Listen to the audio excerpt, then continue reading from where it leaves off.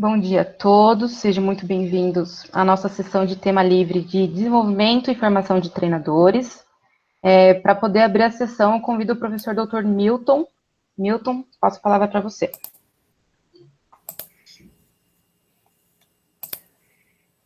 Bom dia a todos. Muito obrigado, né, por este final de semana e hoje no domingo, né, já com excelentes palestras, excelentes falas, excelentes reflexões que aconteceram, né? Então, e agora, nessa mesa aqui, que é o desenvolvimento de treinadores e treinadoras, nós teremos as apresentações, né? Então, muito obrigado pela participação de todos. Agradeço já aos palestrantes que agora farão as apresentações. Então, pedindo também para que durante esta apresentação, para que todos mantenham, né, os microfones e os vídeos desligados, né, e o chat está aberto para que vocês possam entrar com as perguntas, as colocações, bem como, né, no segundo momento, quando nós abrirmos para essas reflexões, por favor, levante a mão aqui embaixo, que tem essa palminha aqui, para alguém que queira fazer uma colocação falando ou colocando-se com o áudio, tá ok? Mairim, por favor, então, vamos lá. Antes disso, a Camila Cardoso está aqui. Estou aqui, Milton. William Moura. Positivo, tô aqui. E a Ellen Scherer. Tô aqui. Perfeito, então. Então, Mairim, podemos começar?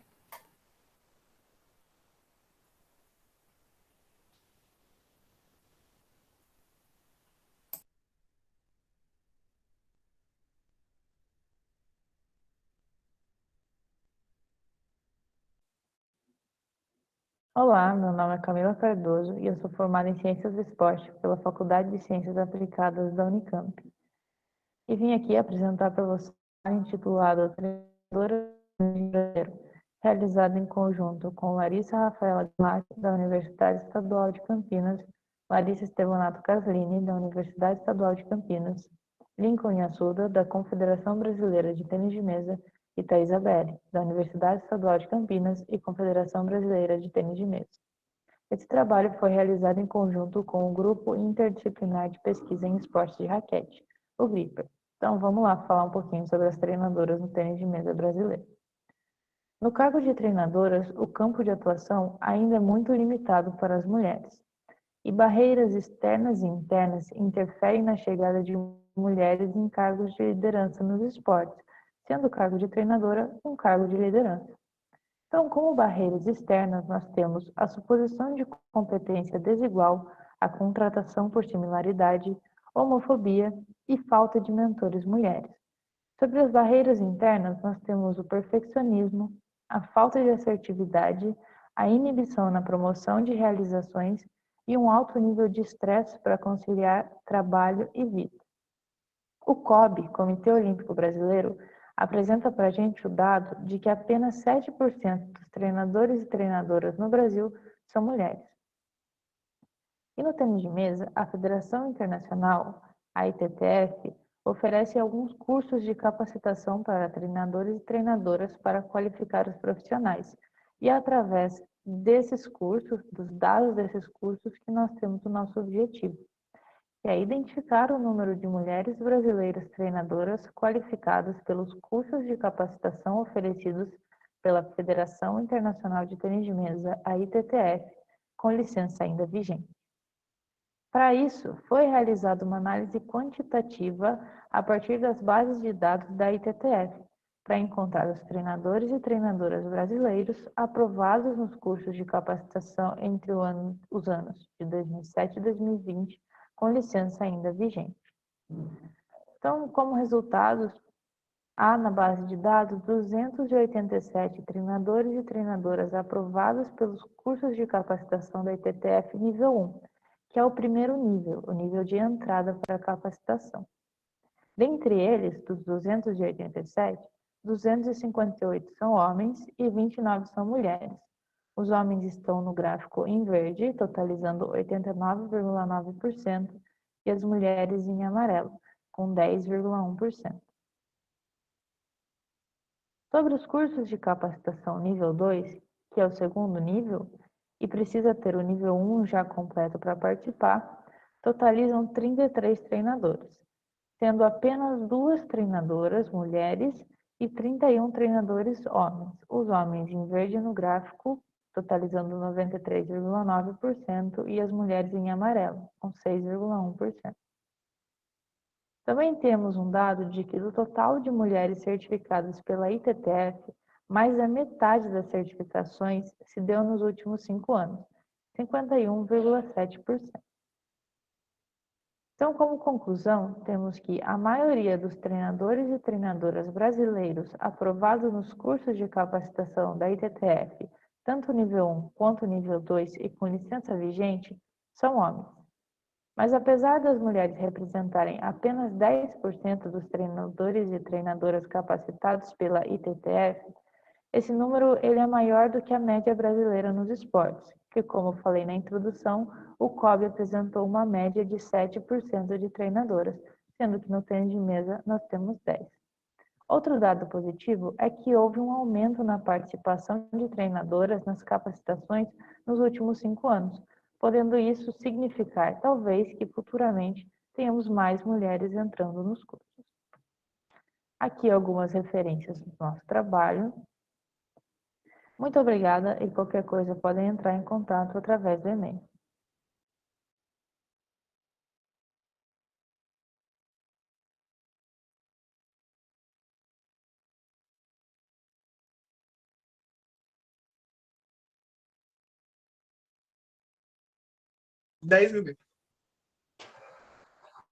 Olá, pessoal. Meu nome é Ellen, sou do Badminton Rede, estou falando aqui de São Paulo e vou apresentar o trabalho junto com meu amigo. Eu sou Vinícius Wallace, sou graduando em Educação Física pela Universidade Federal do Balanço São Francisco, no IVASP, que fica em Petrolina. Então, hoje a gente vai estar aqui falando um pouquinho sobre o Badminton Rede, e o tema é contribuições do Badminton Rede na transmissão de conhecimentos acerca da modalidade. Então, é um trabalho construído em conjunto. Eu estou aqui como apresentando, né, Ellen, o Bruno Rodrigues, o Pedro Paur e o Vinícius Wallace Santos. Então, a gente vai falar um pouquinho do Badminton Rede, desse projeto que está acontecendo. Então, como introdução, né, o Badminton encontra-se em mais de 20 unidades da federação, com muitos praticantes e campeonatos nacionais sendo disputados em todo o país, com cerca de mais de 400 atletas. Contudo, nota-se uma falta de conexão entre praticantes e especificamente entre treinadores e treinadoras, o que torna a troca de informações e experiências algo pouco usual nessa comunidade. Então, com um objetivo, o Badminton Rede ele tem contribuir com a modalidade esportiva, troca de conhecimentos quanto à parte teórica e a parte prática do badminton. A metodologia para a gente começar esse projeto, né, o Badminton Rede, foi sobre uma conversa minha junto com o professor Pedro Paur, que surgiu a ideia. Então, a gente escreve aqui um pouquinho, né, com a ideia sobre a troca de experiências, independentemente do nível de conhecimento e com qual público trabalha. O projeto Badminton Rede surgiu tendo 2 professores líderes, que contribuíram o pensar de qual maneira poderiam iniciar. Então, no dia 4 de maio de 2020, ano passado, né, a gente criou um formulário no Google e teve adesão muito rápida, chegando a 5 regiões do Brasil, assim contribuindo com o desenvolvimento da modalidade badminton. Então, nesse formulário inicial que criamos, ele contemplava esses itens. Então, era o nome completo, a profissão, estado, a cidade, nome da instituição que trabalha, qual a faixa etária que você trabalha, né, dos alunos ou atletas, quantos alunos você possui, quantos anos você trabalha com o badminton e como soube do Badminton Rede, e se tivesse interesse de participar do grupo do WhatsApp, se sim, eles deixavam o número de telefone. Então, assim, a gente criou um grupo no WhatsApp, e aí começou as trocas de informações, as pessoas começaram a aderir, entrar nesse grupo, onde a gente conversa todos os dias, mas tem algumas coisas específicas, né? Hoje, nós contamos com mais de 100 professores realizando troca de conhecimentos teóricos e de experiências práticas. Iniciamos pelo WhatsApp, como eu falei anteriormente, né? Onde foram marcadas reuniões semanais para debater sobre alguns temas, como a pedagogia do esporte, psicologia do esporte, periodização do treinamento, entre outros.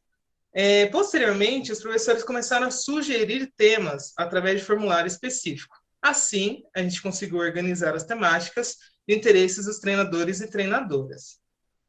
Então, no ano de 2020, foram sugeridos esses temas, né?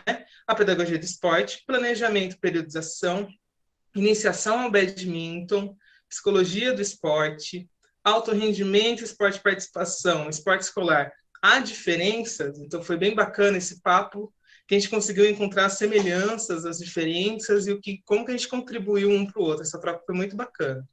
Aspectos táticos na prática, projeto Ruas de Badminton, que é um projeto que acontece em Caruaru, em Pernambuco, então ele veio falar um pouquinho sobre o projeto dele que acontece lá. Falamos sobre eleições da CBBD, depois foi o protocolo de retomada, tá 2 vezes, pedagogia do esporte, preparação física no para-badminton, movimentação no badminton, dinâmicas de grupo, jogos como estratégia, raquetes e suas variantes, e finalizamos com os professores que foram para o camping da CBBD no final do ano passado. Então, no começo de maio até o final do ano, foram essas temáticas que a gente foi levando nas reuniões virtuais que a gente começou a fazer. Esse ano, nós já abordamos alguns temas, né? Que é duplas, periodização e elaboração de sessões de treino, iniciação ao badminton em todas as idades, arbitragem, caracterização do badminton, preparação física e ciência no esporte. Esses são os temas que nós já abordamos esse ano. Ainda esse ano, nas próximas reuniões, nós vamos falar sobre aspectos psicológicos no badminton, para badminton e os desafios da inclusão em turmas convencionais, air badminton, fisioterapia no badminton, gestão esportiva, badminton infantil, o que fazer e como fazer.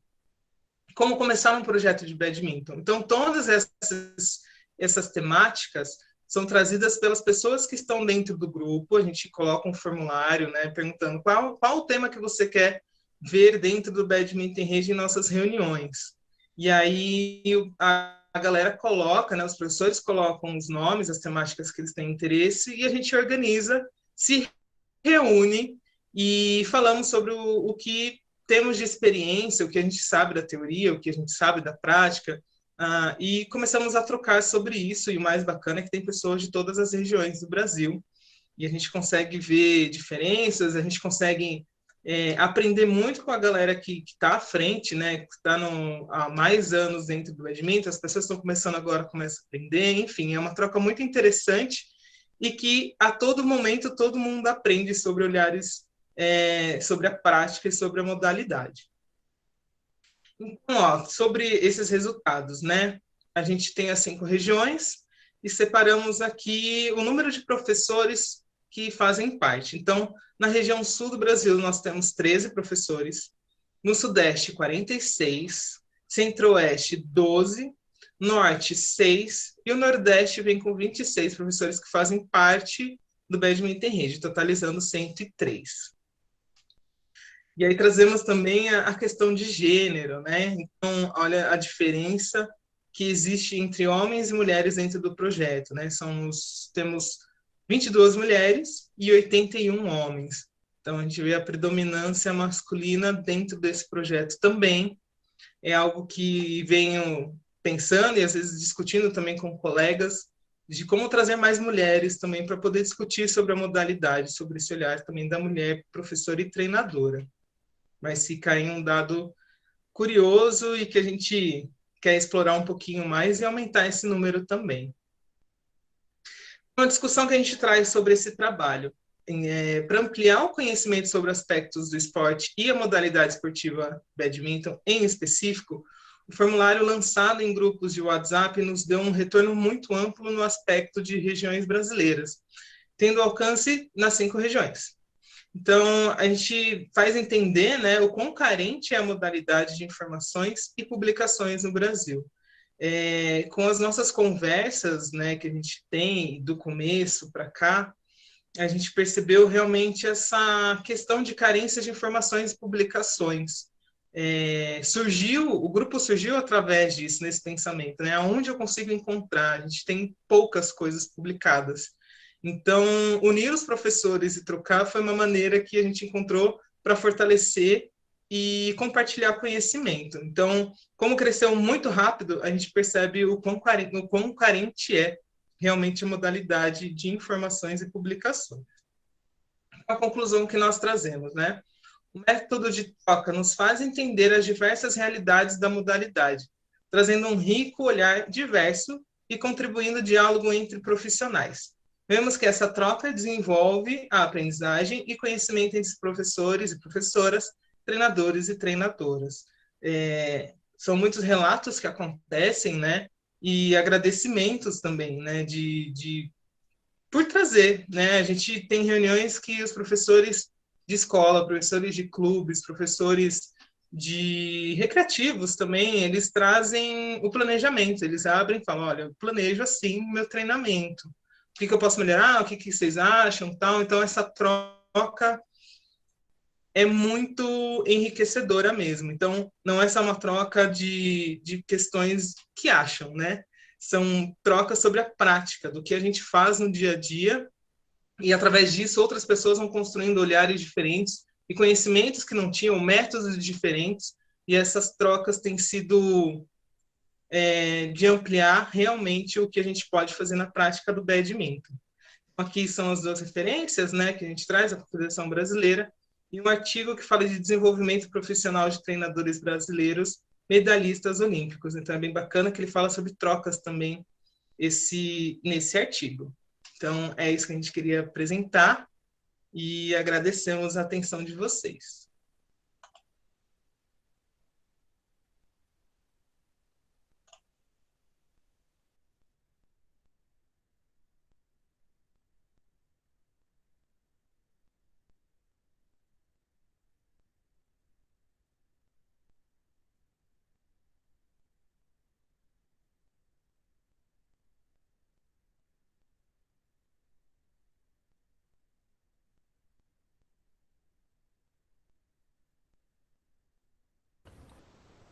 Olá, eu sou o William, vou apresentar o resumo intitulado A Trajetória de Aprendizagem de uma Treinadora de Tênis no Alto Rendimento.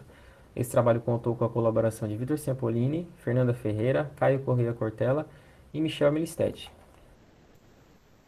Bom, as três manifestações do esporte, participação, educação e rendimento, são caracterizadas por uma série de processos dinâmicos e interdependentes em meio a interações entre os agentes do esporte que são atletas, pais, árbitros e treinadores. E com maior o nível de profissionalismo desse contexto, maior será o nível de exigência esperado pelo treinador esportivo, como é o caso do alto rendimento, que ainda carrega preocupações como busca de resultados, pressão do cargo, alta demanda e relação intensa. Ainda são poucas as investigações nacionais em relação ao comportamento e formação do treinador de tênis. E também é baixo o número de treinadoras de tênis que atuam no alto rendimento. Assim, em virtude do histórico de ascensão da treinadora, sendo ela graduada e pós-graduada em educação física, também possuir a mais alta certificação como treinadora na modalidade, que é o nível 3 ITF, e também atuar como treinadora nos principais torneios juvenis, torna-se interessante o conhecimento de sua trajetória de aprendizagem. Bom, com isso, o objetivo do estudo é apresentar os momentos significantes na trajetória de aprendizagem de uma treinadora de tênis no alto rendimento, apontando os principais contextos de aprendizagem vivenciados por ela. Bom, como metodologia, esse estudo é caracterizado como estudo de caso descritivo e de abordagem qualitativa, e foram utilizados os seguintes instrumentos: o Rapaport Timeline e a entrevista semi-estruturada. Bom, o Rapaport Timeline, basicamente, é uma linha do tempo onde o treinador indica, desde seu nascimento até o momento atual, quais foram os principais acontecimentos significativos de sua carreira, assim como esse exemplo da imagem abaixo. Bom, a entrevista ela foi realizada por um entrevistador experiente e conhecido da treinadora por meio da plataforma Zoom. E os processos foram os seguintes: primeiro, o contato inicial com a treinadora, vendo a disponibilidade dela participar do estudo. Após a sua confirmação, foi enviado um Rappaport Timeline para o preenchimento e um áudio comentando o próprio preenchimento dela. E terceiro, a entrevista que foi baseada a partir do Rappaport Timeline e teve os seguintes tópicos abordados: a história de vida dela no esporte, alguém que influenciou ela a seguir no tênis, o que levou ela a ser treinadora e seguir no tênis de rendimento, e também foi solicitado para que ela comentasse a sua primeira participação na Gira Europeia em 2018. Bom, como tratamento e análise dos dados, as entrevistas elas foram transcritas no documento Word e após isso foi aplicada a análise temática. Bom, a análise temática, ela basicamente é o contar de uma história a partir do conjunto de dados que foram obtidos na investigação. Bom, como resultados, esses são os momentos que foram mais significativos da trajetória da treinadora, segundo ela mesma menciona por meio do Rappaport Timeline. Bom, primeiro, o seu início como atleta aos 10 anos de idade. Segundo destaque ali o início dela como auxiliar técnica e também o início na sua graduação, isso aos 18 anos. Já aos 24, o primeiro torneio fora do Brasil, representando o seu clube. Aqui em 2016, o primeiro torneio que ela representa o Brasil, fora do Brasil, né, um torneio sul-americano, à frente da equipe 16 anos feminino. Em 2017, um marco na sua carreira, que foi a participação no curso nível 3 ITF na Espanha. Após isso, outros convites para participar de torneios importantes. E em 2018, primeiro convite para participar de uma gira europeia. E esse convite que se repetiu em 2019. E com base na entrevista, os resultados foram agrupados em 4 temas principais. Primeiro, influência, conexão e inspiração, personagens fundamentais. Esse tema gerou 3 subtemas que foram pessoas importantes, motivação e suporte necessários. E uma relação de confiança e admiração. Resumidamente, esse primeiro tema, ele trata de toda a rede de suporte que ela foi agregando e interagindo desde o início como atleta e treinadora. Os seus treinadores, seus amigos de profissão e os próprios capacitadores da CBT. Bom, como segundo tema, perfil promissor e acolhimento no contexto, gerou 2 subtemas, que foram ser mulher e mentalidade norteadora e reconhecimento. Nesse tema, a treinadora comenta ter tido oportunidades que seriam bem mais disputadas se fosse um treinador homem, encontrando bastante apoio dos envolvidos. Ela também demonstra sua maneira de pensar e agir, sua vontade de aprender e de estar sempre se desenvolvendo. No terceiro tema, fora da zona de conforto, que tem como subtema transição atleta-treinadora, dúvidas e o frio na barriga e idioma. Nesse tema, ela trata dos momentos desconfortáveis em que se colocava e que a faziam evoluir, como no início como treinadora, seus primeiros torneios importantes como treinadora e as dificuldades com o idioma que a fizeram estudar outras línguas.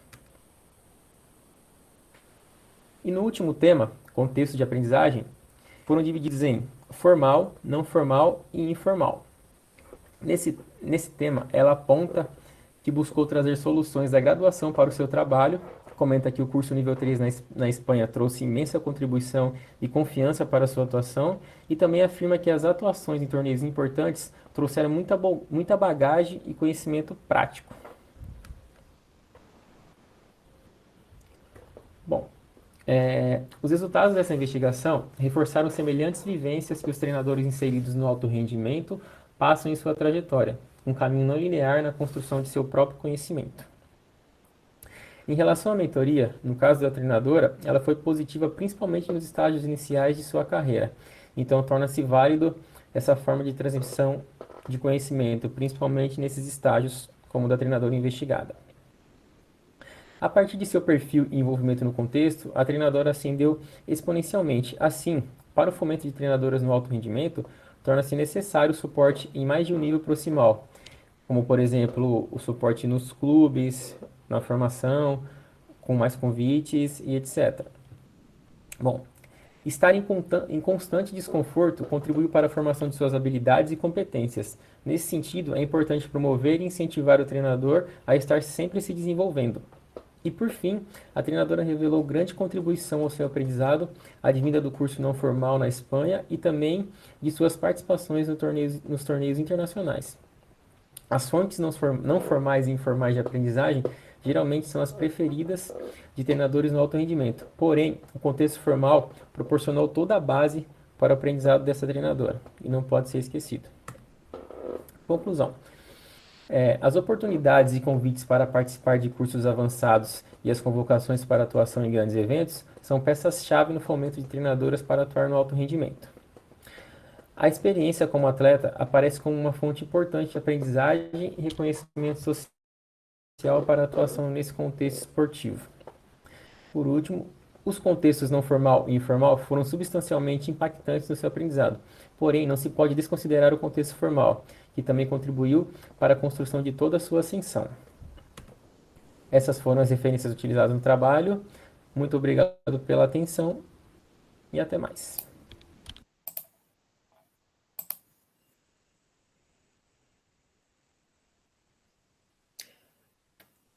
Parabéns a todos pelas apresentações. Eu vou agora pedir para que os autores deixem as suas câmeras ligadas, por favor.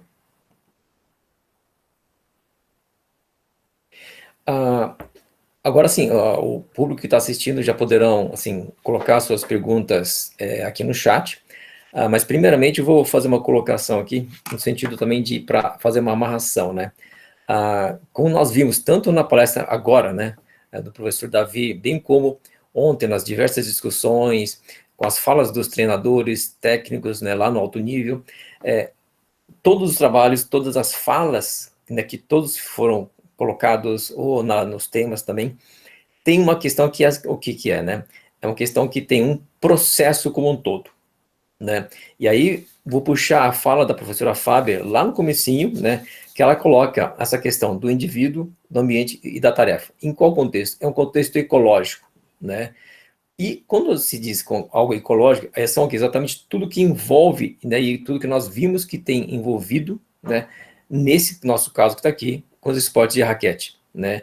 Então, desde questões de políticas públicas, desde as atuações mais individuais, ou, por exemplo, aqui no caso, né, dessa questão de transmissão de saberes, de transmissão de conhecimentos via rede, né? Então, coloco para vocês três agora, fazer uma reflexão nesse sentido mais ecológico, né? Contextualizando o trabalho de vocês, neste contexto como um todo aqui desse congresso, que tem sido extremamente rico em compartilhar cada qual, claro, que as suas experiências, mas eu estou fazendo agora essa amarração, que no trabalho de vocês três tem todo o envolvimento de um processo, e do qual vocês pensaram alguns aspectos, que claro, são as contribuições de vocês, né? Então, mas eu coloco aqui agora, primeiramente, essa provocação para vocês fazerem essas reflexões, né? E depois, à medida que o pessoal for colocando as perguntas, eu vou pedir para a Mairinha auxiliar também, que eu não vi quem levantou a palma primeiro, então, por favor, Mairinha, para depois você falar, a tal pessoa levantou a mão, ou também para alguém que tenha colocado as perguntas aqui no chat, tá bom? Obrigado. Então, deixo assim agora para vocês três, quem quiser começar a fazer esse apontamento, essa reflexão. Ou eu escolho? Eu posso falar. Vamos lá, William. Bom dia aí. Bom dia. Primeiro agradecer a presença de todos aí por estar nessa manhã de domingo aí compartilhando aí e aprendendo um pouco. É um prazer para mim estar participando do congresso aí. Também agradeço o aceite. É bem interessante. Esse foi só um resumo, né? Foi um TCC que eu fiz. Acabei de apresentar e foi só um resumo. Claro, tem bastante coisa interessante que veio dele. Aí, como nos moldes do congresso, a gente teve que adaptar bastante. E é bastante interessante que no processo, né, de investigação a gente aprende bastante também. E como o professor bem colocou, né, tudo faz parte do processo que o treinador se envolve, ele sai da sua zona de conforto, aprende, amplia essa zona de conforto, cria habilidade, vai criando ferramentas que vão fornecendo na sua atuação, né? E um aprendizado que a gente vê ao longo da vida sempre, né? O aprendizado não para, ele vai se desenvolvendo conforme os ambientes que ele se envolve. Aí está em qualquer forma no seu clube, fazendo formação, interagindo com outros treinadores. E isso foi bem nítido na investigação da treinadora, né? Se eu não me engano, ela até tá assistindo aí, não me deixa falar coisa errada aí. Mas obrigado pela palavra.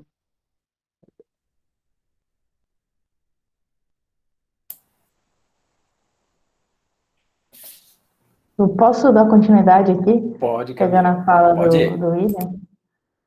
No meu trabalho, eu trouxe um pouquinho das treinadoras mulheres no tênis de mesa. O William falou sobre uma mulher, né, treinadora. Então, acho que algumas coisas se conversam. Os meus dados são um pouquinho mais quantitativos, de questão numérica. E acabei apresentando um trabalho ontem também sobre mulheres pesquisadoras.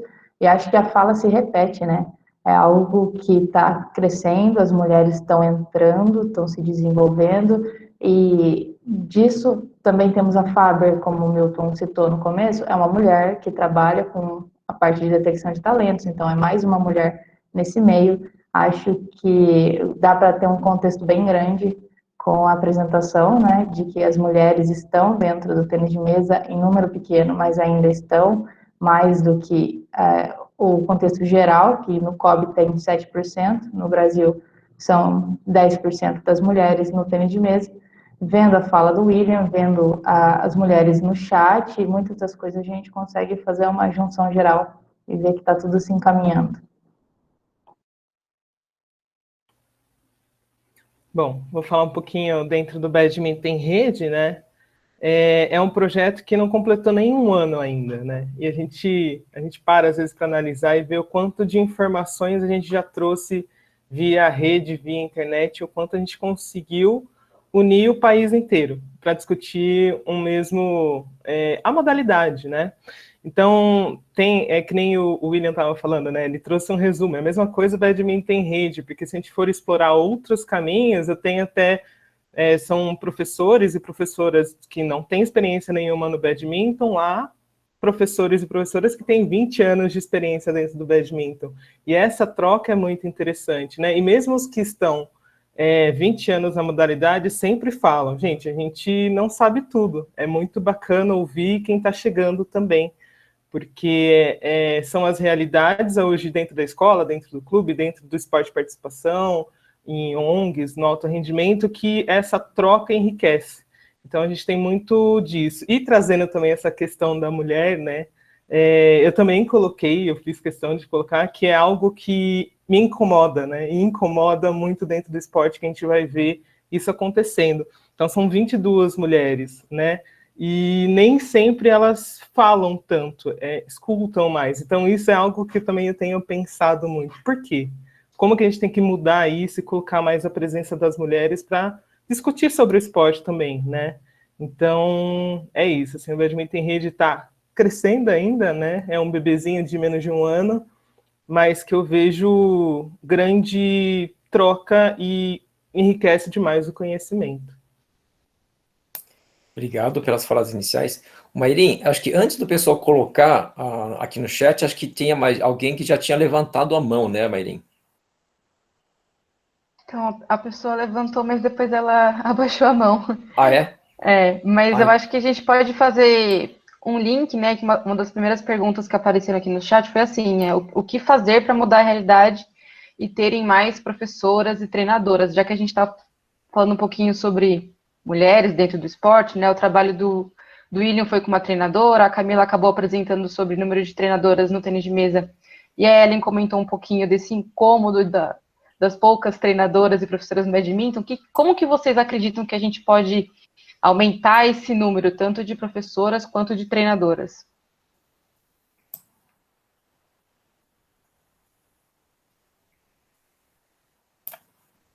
Então, pelo pouquinho que eu vi ali no meu trabalho, né, eu li bastante sobre isso, e aí como o professor falou ali, que é um modelo, a partir de um modelo ecológico, né, que são os níveis proximais, o contexto do clube, o contexto de estar fora do clube nos torneios, foi uma situação que aconteceu nos relatos da treinadora do meu trabalho. Ela falou que ela conseguiu ver questões positivas dos formadores. Primeiro, seus treinadores que te deram toda a abertura para ela, incentivaram ela a ser treinadora. Posteriormente, ela se envolveu com capacitadores da CBT, também fizeram um laço de amizade com ela, isso só incentivou ela teve uma conexão maior com eles.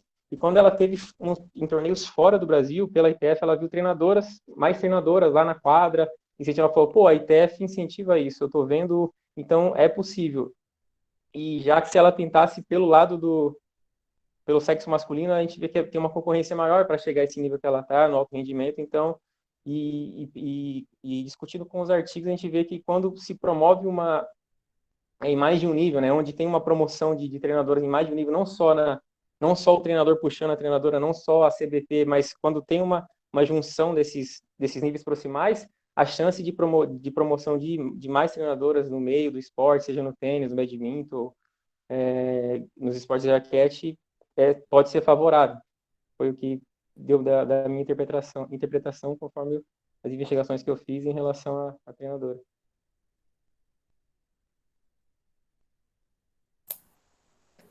Tem uma pergunta aqui do Denilson, né, que em nosso caso, do Brasil, é um país que a escola de raquetes não é bem desenvolvida, né? Então, claro que aqui eu vou encaixar também, não só, né, o praticante, mas aí entram também tanto treinadoras quanto, né, professores e tudo mais, né? Como é que vocês três veem, ou a partir do estudo que vocês fizeram, né, como, claro que não foi o foco direto, né, mas claro que vocês todos têm lidado com o raquete. Então, como vocês veem no sentido de como que poderia ser desenvolvido, na percepção de vocês e a partir dos dados que vocês tiveram, como poderia acontecer isso? Quer começar, Ellen?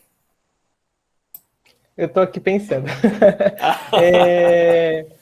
Eu acho que sobre o desenvolvimento do esporte de raquete no Brasil, eu acho que tem a grande falha que já está sendo falado durante o congresso, né? A gente não vê nem na graduação, e aí os professores saem de lá e não conhecem, né? Eu posso até, como o Badminton em Rede é um relato de experiência, e vou falar de mais um relato pessoal, assim. Eu fui conhecer o badminton dentro da pós-graduação de Pedagogia do Esporte, porque na graduação eu não tive, né? Então eu nunca tinha tido esse contato. Então, isso é muito importante, porque tendo na graduação e indo para as escolas, a gente consegue ir ampliando, né? E trazendo mais essa vivência como um todo, né? A gente sempre fala dos esportes que são mais tradicionais nas escolas, e por quê? Porque é o que mais a gente vê, até na mídia também, né? Isso também influencia. Então, é importante que na graduação a gente tenha esse acesso, e a gente leve para as escolas, para os projetos, para o lugar que a gente for, para ter um maior conhecimento e ampliar mais essa prática. Vou continuar aqui. Eu concordo com tudo que a Ellen falou. Eu acho que está tudo atrelado. Eu acho que quanto mais praticante a gente tiver, mais visibilidade a gente vai ter, mais pessoas vão chegar ao esporte, os esportes vão acabar entrando nas escolas, vai entrar nas graduações e mais pessoas vão conhecer. Eu estudei na Unicamp e eu tenho muitas pessoas que não conhecem badminton, que não sabem o que é badminton. A Mairinha aqui, por exemplo, ela é do squash. Eu sou das raquetes, eu sou do tênis de mesa especificamente. Eu entrei num curso de ciências do esporte sem saber o que era squash. Então, acho que passa muito por isso. Se eu não sei que o esporte existe, como eu vou praticar ele, como eu vou passar para frente, e como eu vou ser treinador e querer ensinar esse esporte para o próximo. Acho que está tudo bastante atrelado.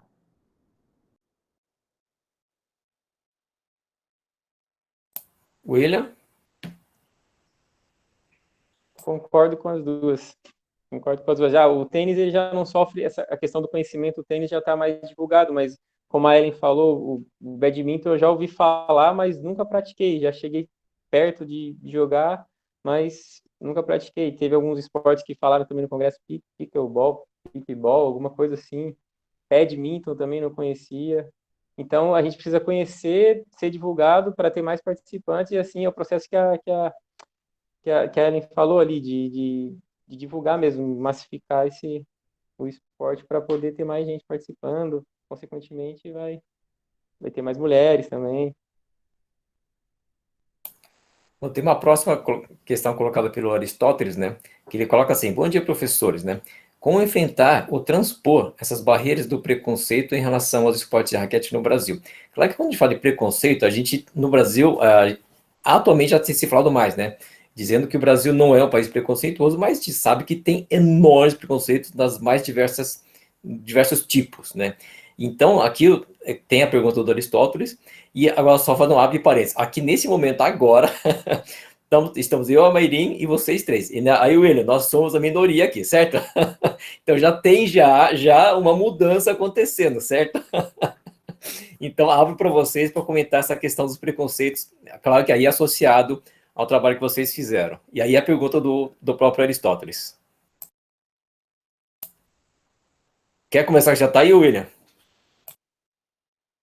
Pode ser, vou falar em específico do meu, foi até engraçado essa questão do preconceito, né? Porque o que a gente acha muito é que a treinadora relata, assim, que ela tinha isso na cabeça, ela, pô, vou enfrentar preconceito quando eu chegar ali, mas será que eles vão dar abertura para mim e tal? E em específico, no caso dela, ela teve, assim, uma abertura gigantesca que quando ela chegou, ela até comenta, ela chegou na uma das primeiras formações dela nos cursos da CBT, o treinador olhou para ela e falou, nossa, uma mulher aqui, pô, que legal que você está aqui, cara, vai em frente, continua estudando que dá certo. Esse foi o primeiro contato com um dos principais capacitadores, que, inclusive, quando ela recebeu o primeiro convite para ir para uma gira internacional na Europa, foi a pessoa que chegou nela e falou, então, eu não sei se posso falar o nome dela aqui, acho que eu mandei ele, Fernanda. Falou, então, Fernanda, você tem uma oportunidade e tal, você está afim, quer? E aí, desde esse primeiro contato, sabe, ela imaginou que teria muito preconceito. Claro, a gente sabe que tem, mas talvez pela vivência que ela teve, a rede que ela fez, né, os contatos dos treinadores, ela já era atuante, ela jogou no alto nível também quando era mais nova, ela conseguiu já criar uma rede, esses acessos que ela teve facilitou a trajetória dela, né? Não vou generalizar, mas no caso dela em específico, ela teve uma quebra de paradigma e ela conseguiu ascender muito, muito rápido como treinadora. Isso que é legal, achei bem, bem legal isso no trabalho. Camila? No meu trabalho, eu não vi as questões qualitativas, né, só quantitativas, então não posso afirmar ou não essa questão, mas com minha vivência como atleta de tênis de mesa e treinadora de tênis de mesa, a gente vê que a quantidade de mulheres é bem menor. Só que é um ambiente que não é tão masculinizado, entre aspas, não é como o futebol, que as pessoas olham e falam, ah, a mulher não pode estar aqui. Claro que tem um pouco no tênis de mesa, né, mas não é tão grande assim. Mas a CBTM, a Confederação, está fazendo algumas ações para tentar melhorar essa questão. Teve o Fórum de Esporte e Mulher na semana passada. Então, as mulheres elas estão entrando e a federação está tentando de todas as maneiras possíveis para que seja um ambiente mais gostoso de estar, né? Para que as mulheres não sintam esse medo de entrar, porque talvez lá dentro não vai ter tanto preconceito assim como o pessoal está esperando. Mas isso é uma coisa que eu penso, porque na minha pesquisa a gente viu praticamente os dados quantitativos, que é de poucas mulheres. Bom, falando de preconceitos, a gente vai para a questão de estrutura da sociedade, né? E aí que traz, desde o início do esporte, que a gente sabe o quanto as mulheres foram proibidas em algumas questões, muitas questões, e com o decorrer da história a gente foi conquistando espaço. Acho que diante dessa questão do preconceito, é muito importante a mulher ser parte, não uma parte, fazer parte, assim, né, da comunidade do esporte mesmo. Enquanto for só a mulher tá ali, é uma entre 10, por que não 5 e 5, né? Porque essa mudança, até, né, hoje estamos em 3 mulheres e 2 homens, isso é até que o Milton comentou, já é um reflexo de algo. A gente está começando, as mulheres estão começando a pesquisar e falar, olha, isso está acontecendo, porque passa dessa estrutura e a gente não olha, né? Ah, é mesmo, né? Quando a gente levanta e fala, as pessoas param para perceber, né? Porque é muito comum, infelizmente, né? Sermos a minoria em muitos espaços. Então, essa quebra de preconceito é importante, isso que a gente está fazendo. Se colocar na questão da pesquisa, pesquisar e falar, ó, estamos aqui, treinadoras é a mesma coisa, e a gente sabe que existe muito preconceito também, até que teve da CBTM essa semana, a gente teve uma árbitra falando que ela passou por muito preconceito no começo, né? E por quê? Né? Não tem que ter esse pré-conceito que uma mulher não pode estar no espaço arbitrando, ou não pode estar no espaço pesquisando, ou sendo treinadora, ou o que seja, né, dentro do esporte. Então, acho que para mim, né, nesse olhar de preconceito, é entender a realidade e não querer apagar essa realidade. A gente precisa saber dessa realidade para poder transformar essa questão. Muito bom, né? Tem uma outra pergunta do Leandro, mas antes da pergunta dele, eu vou fazer um contexto, né? Já pegando da palestra anterior, né? Do professor Davi, que claro que ele se referiu no caso da escola, tudo mais, e ao tempo que essa criança ou jovem que seja importante participar jogando. Então, ele falou assim, 50% jogando. Não ficar ouvindo, claro que é importante, mas a gente sabe que a gente que é da área da educação física do esporte, que movimentar-se, estar ali no jogo, jogando, isso é importante. Então, ele coloca aqui, 50% do tempo da aula, né, tem que ter exatamente essa participação no sentido de vivenciar, de movimentar-se e tudo mais e tal, e não só fazendo aspectos técnicos. Então, não é só movimentar por movimentar, mas é nesse contexto como um todo, tá? Então, eu amplio essa questão. Claro que é do aluno, mas no caso de vocês, é importante o treinador estar treinando, atuando com o treinador. É importante, no caso da Ellen, que essa rede esteja funcionando, e funcionando na sua mais plena possibilidade, panoramicamente falando. Aí tanto é que ela listou uma série de temáticas que surgiram e que surgirão, né? Bem como no caso do William, retratando isso. Aí eu entro com a questão do Leandro, né? Que ele fala o seguinte, levando em consideração todas essas adversidades da impopularidade dos esportes de raquete no Brasil, no caso desse país aqui, como devemos buscar a qualificação e desenvolvimento para ser treinador na modalidade? Quer começar, Ellen? Já que daí? Aí eu pergunto, qual que é o objetivo desse ser treinador, né? Porque depende. E aí também me surgem perguntas, né? Será que todo mundo tem acesso a cursos da confederação, por exemplo? Porque não é tão simples, né? Eu estou aqui em São Paulo, eu sei que um dos últimos cursos da CBBD foi no Piauí, né? Quando eu fui ver aí é hospedagem, a viagem, né? E o curso, será que dá acesso a todo mundo para ter essa formação? Ou a gente pode reverter em alguma questão sobre isso, dar acesso ao conhecimento para poder começar, né? Tem muitos professores no Badminton Rede que falam, eu não sei nem por onde começar.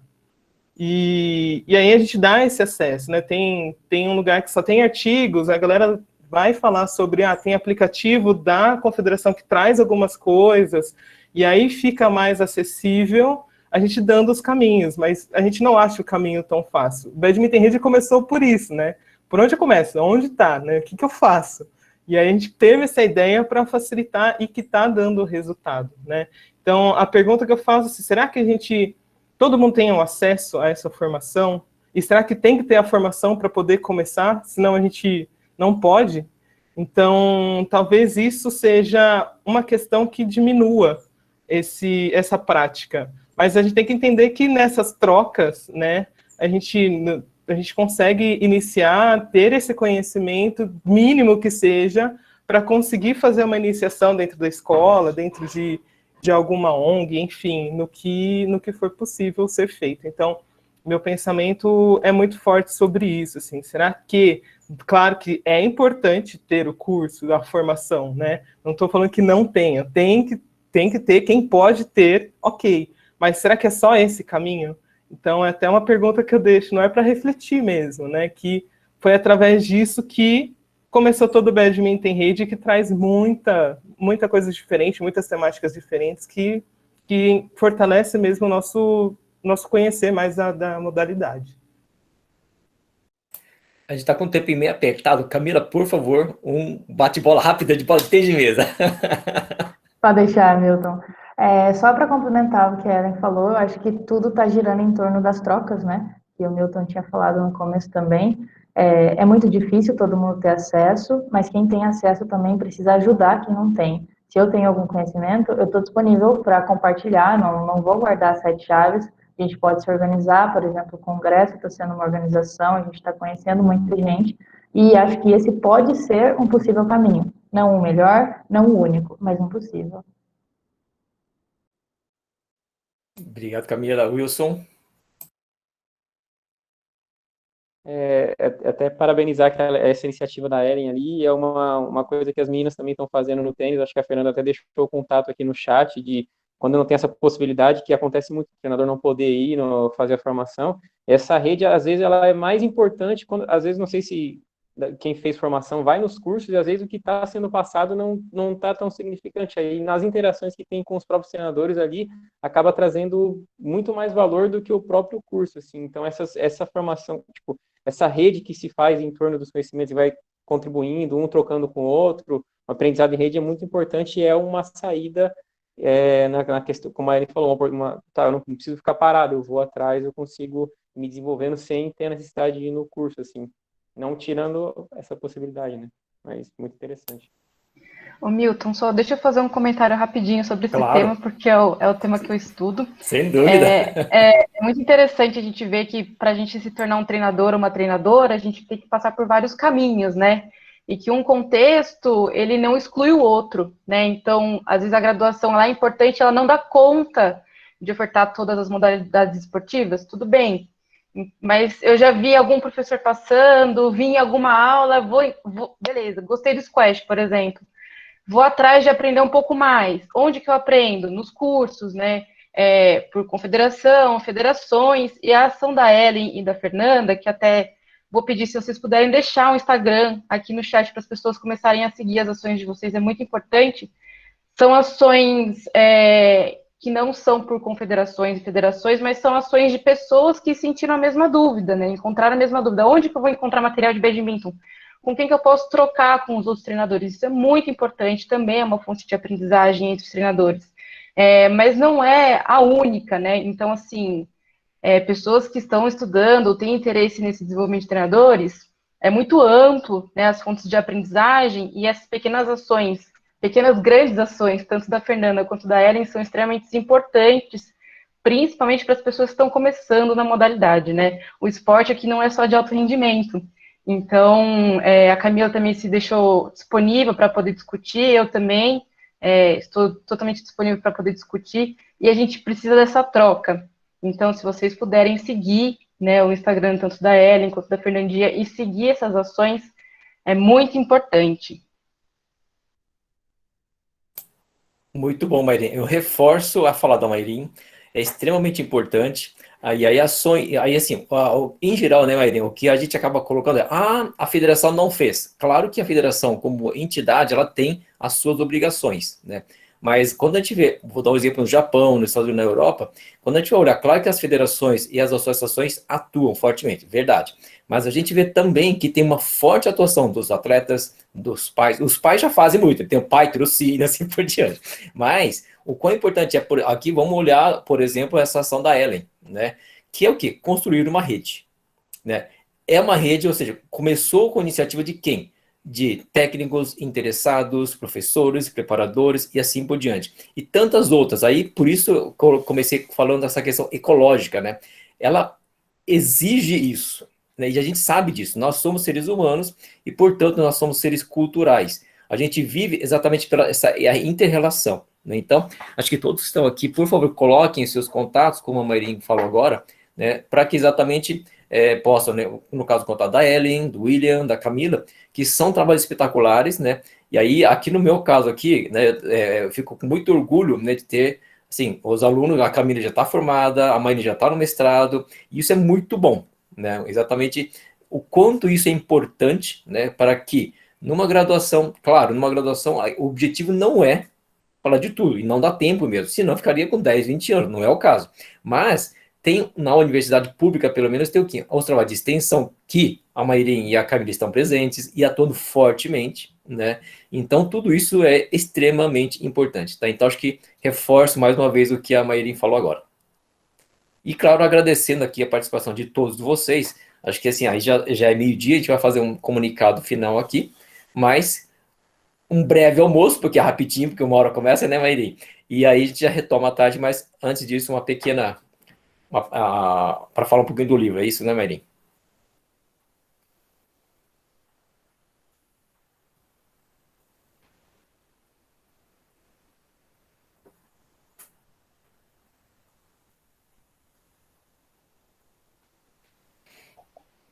Bom, vocês já viram.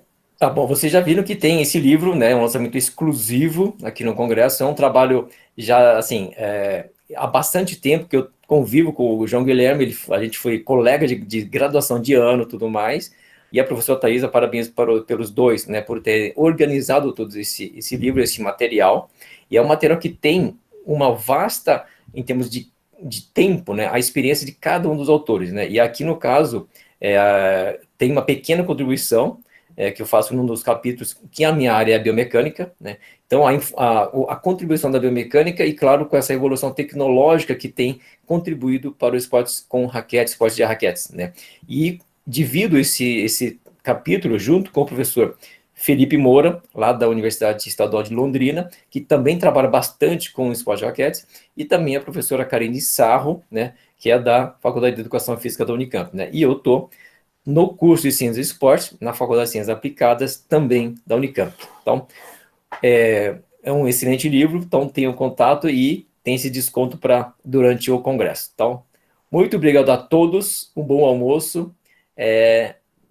Tem mais alguma informação, Mairim? Não, é isso mesmo, Milton. A gente agradece a participação e a interação de todos.